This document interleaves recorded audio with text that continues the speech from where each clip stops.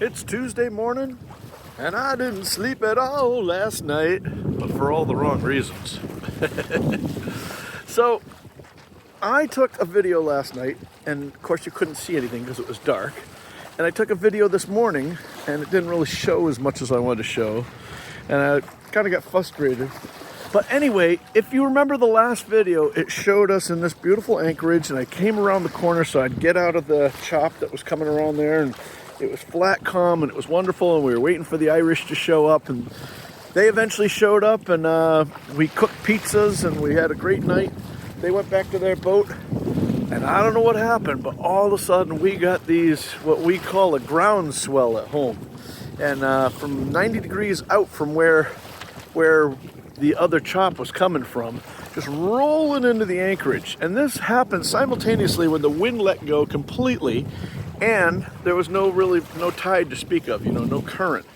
So what happens is, the waves are going like this, and the anchor's like that, so the anchor keeps pulling the bow, and you end up getting side two.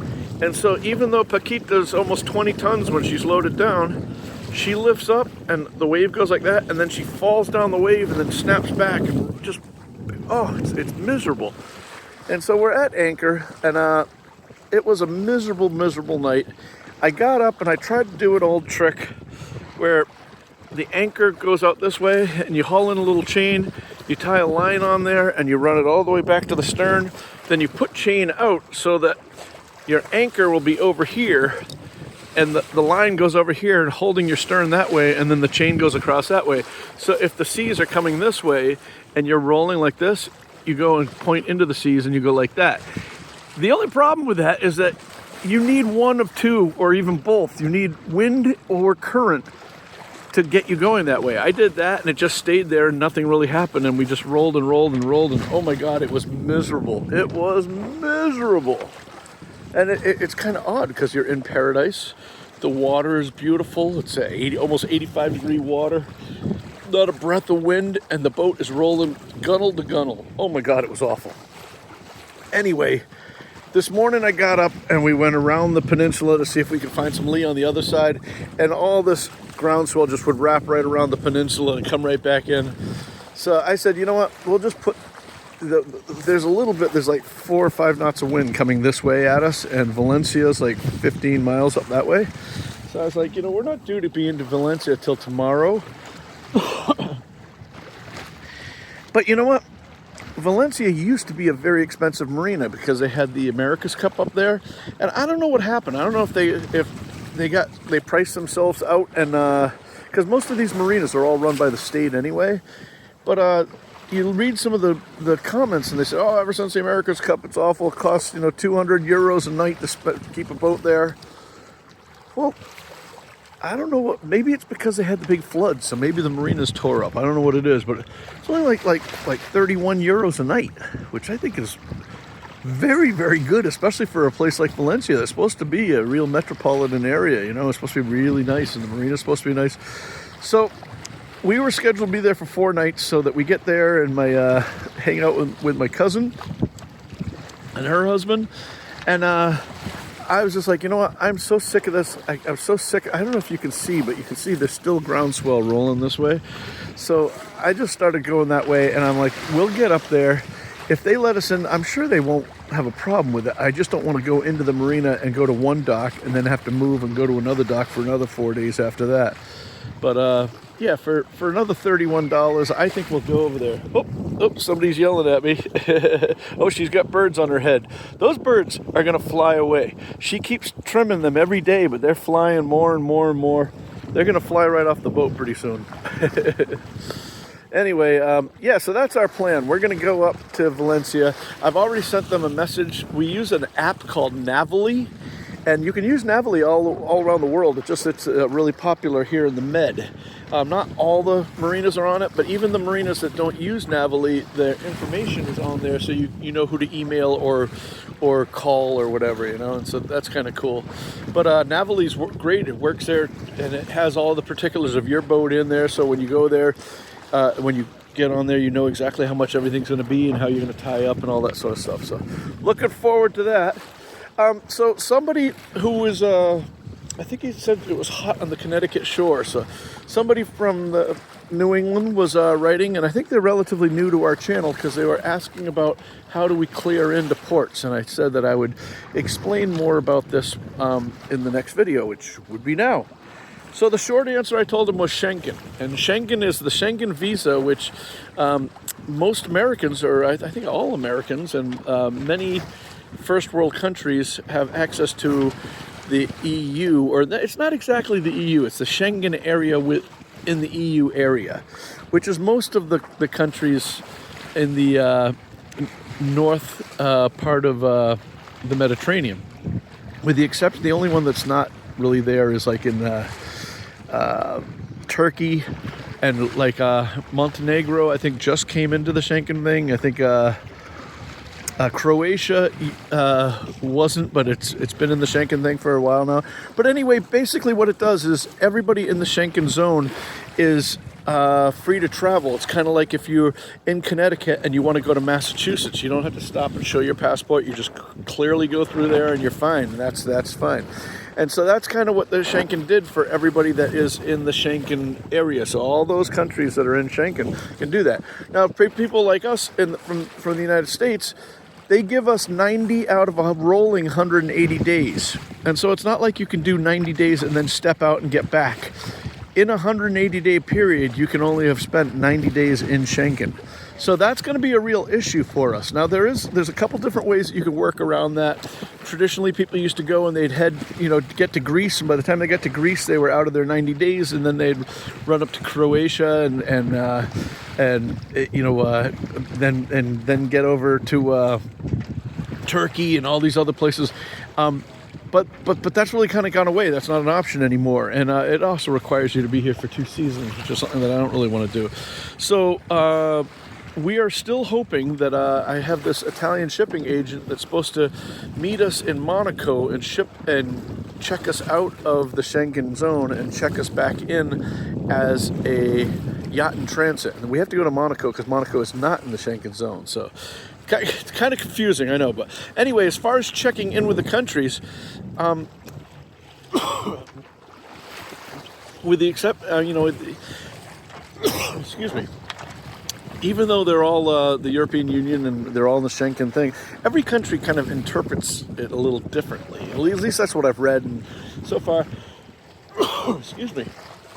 So far, we've been to 2 countries in Schengen. That would be Portugal and Spain. The Portuguese were very, very efficient. They had the police checking passports and stamping and doing research and that sort of stuff. The marina did all the customs stuff, and they did all that, and that was kind of cool. They took care of everything in one building, in 2 offices in one building, and Portugal didn't even charge us anything for that. I mean, the marina had its marina fee, but there was no official check-in. Some countries charge you in a cruising permit and that sort of stuff, and there was none of that in Portugal. Then when we got, and then we also, from there we went to Gibraltar, and Gibraltar is not in Schengen. It's going to be very soon, and in fact, somebody was just saying that they just passed it like last week, that Schengen is now, Gibraltar is now in Schengen. I don't know if that's true or not, but we're out of there. We're probably not going back to Gibraltar right away anyway, so that's not going to be an issue. But anyway, so we checked out of Schengen in Portugal, in the Azores. When we got to Gibraltar, we were still not in Schengen. And then it wasn't until we got to Spain that we checked back in. And that was much gentler than I expected. I went to the marina office, and we've been to 3 different marinas here in Spain. And the first one, the women there were so good, and they were so nice and so pleasant to work with, and they walked us through the paperwork, and we got everything done. And now I asked them, don't I have to go and get the passport stamped and go to the? And they said, like, we don't do that here. You can go to Malaga if you want to, but you don't have to do that, because they get everything, and then they send all this information to the Guardia Civil, which is the police. It's like their state police or federal police or whatever, and So I guess the Guardia Civil knows that we're here, and they know that we're going, even though there isn't a stamp in our passport that says that we're in Spain. And I suppose it doesn't really matter because, well, I don't know. I was going to say because we were in Portugal, but then we checked out of Portugal. So I don't really know.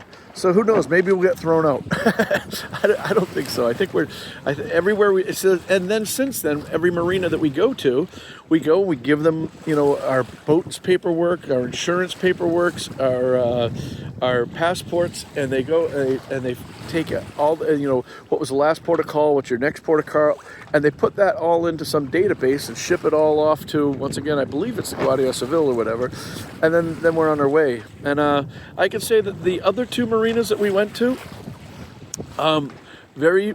they did a very good job. They're very bureaucratic, and the T's have to be crossed and the I's have to be dotted, but they weren't quite as friendly or it wasn't as efficient as the first marina that we went to. They were phenomenal. And I mean, for an example, the marina that we went to in Benalmádena, they have a power plug that only works in their marina and nobody else's.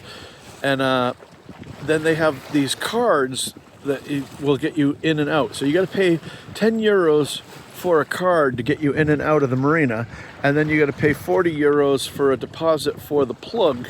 So I understand that, no problem. So I don't think that I ever got a paper, like a receipt saying that I got the, or maybe I got it and I threw it out, whatever, for the $10 card, to go to the bathrooms and get in and out of the marina. And so, fish are jumping. See the fish jumping right there? Look at that, they're jumping right in front of us. Yeah, I got my pole out. Let's see.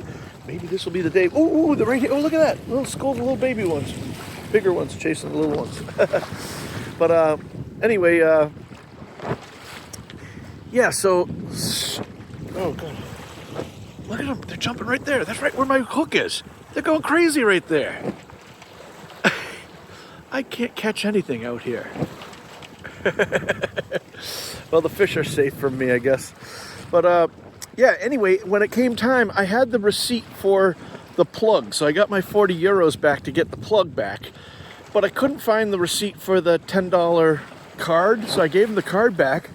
And they're like, yeah, I need the receipt. I can't give you the $10 back. And I'm like, yeah, but you saw me yesterday. She goes, yeah, I know. I gave you the receipt. I said, I don't remember that.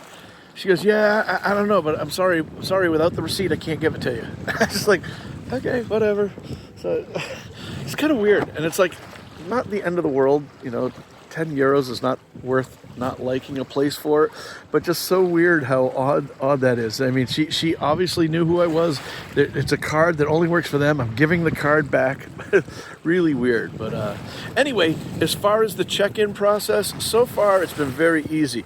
We're going to continue to do this, and then like I say, when we get to Valencia, we'll be there hanging out with Claudia and Thomas, and then when we leave there, I don't know what Chrislita and I are going to do, because we have to burn a week. I had wanted my friends Kristen and Jim to come in at the end of this week and go with us, but I don't know what happened, but somehow they got flights that are for the next week, and so they're still coming into Valencia. So what that means is that we have to go somewhere, and so I don't know if the wind is right, maybe we'll run out to the Balearic Islands, but I don't know if I want to go 70 miles back and then 70 miles back again just to burn up some time. So who knows, maybe we'll find a place that we really like and hang out. But we're going to pick up Kristen and Jim and work our way. Unfortunately, we won't have a lot of time then, so we're going to have to do every day we're going to have to do 30 or 40 miles, but we got to get up to Barcelona, and then Kristen and Jim and Chrislita and I will all get off the boat. Runa will get on the boat, and he'll babysit Paquita while the four of us will take a high-speed train up to Madrid and then fly back home. And then Chrislita and I go up to the island in Maine that I'm from, where we're having a service for my dad who passed away. And so that'll be a great time seeing people. And this isn't a sad service. This is a celebration of life, so it's going to be fun. Okay, so I have talked way too long. Sorry about this. You guys, all the people out there that are saying that they continue to like the updates, you guys are the ones that are fueling me continuing to do these updates. So if you keep liking them, you keep telling me, I'm going to keep making them. Thank you so much for watching. And, Donald Donald hooked us up with another round, so thank you so much. If you want to buy us a round, or you can hit the super thanks button, or you can come over to Patreon and join the Patreon crew for only $2 a month, and we'd love to see you over there. But anyway, no pressure. It's all good. Life is wonderful, and thank you guys so much for watching. Take care, be safe, and as always, I'll see you on the one.